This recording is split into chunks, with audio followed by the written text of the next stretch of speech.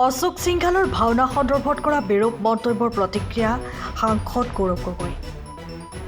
বুধবাৰে নিশা মৰিয়নীত অনুষ্ঠিত হোৱা অখণ্ড কীৰ্তনত উপস্থিত থাকে যোৰহাটৰ সাংসদ গৌৰৱ গগৈ।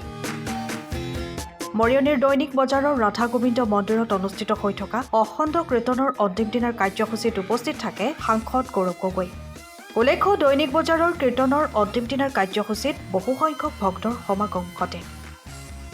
ইফালে মন্ত্ৰী অশোক সিংঘালে গুৰুজনাৰ অপূৰ্ব সৃষ্টি ভাওনা সন্দৰ্ভত কৰা বিতৰ্কিত মন্তব্য সন্দৰ্ভত প্ৰতিক্ৰিয়া প্ৰকাশ কৰিছে সাংসদ গৌৰৱ গগৈ। সাংবাদিকসকলে মিছা কথা ক'ব নেকি? সাংবাদিকসকলে তেওঁলোকক সন্মান যাচি নিমন্ত্ৰণ জনাবলৈ গ'ল আৰু তেওঁলোকৰ নিমন্ত্ৰণ ৰক্ষা নকৰি আৰু অপমানিত কৰিবলৈ কিনো প্ৰয়োজন আছে? আৰু অসমীয়া আমাৰ সংস্কৃতি, আমাৰ গুৰুজনৰ সংস্কৃতি, গুৰুজনৰ অৰিহণাৰ প্ৰতি ইমান তৰল মন্তব্য কৰাৰ কিয় প্ৰয়োজন আছে?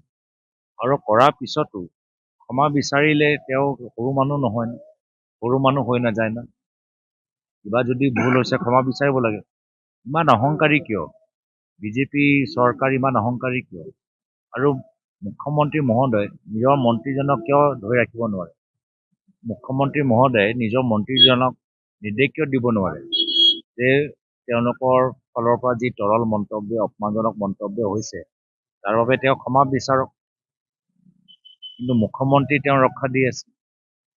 অশোক সিংঘল ডাঙৰীয়াৰ ওচৰত কিনো আছে যে মুখ্যমন্ত্ৰীয়ে তেওঁৰ আগত হতাশ হৈ গৈছে? ইমান শক্তিশালী হৈ গ'ল নেকি?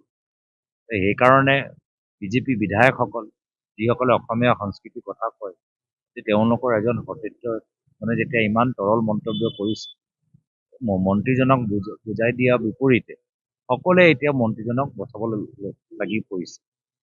গোটেই বিজেপি চৰকাৰ যেন অশোক সিংঘল ডাঙৰীয়াই চলাই আছে তেনেকুৱা যেনহে লাগিছে। আমি অৰিহণা দিছোঁ, আমি আশা কৰোঁ যে তেওঁ অসমৰ জনসাধাৰণৰ সন্মুখত ক্ষমা বিচাৰে। সময়ৰ খবৰ সময়ত পাবলৈ ফ'ল' কৰক টাইম অফ আছাম।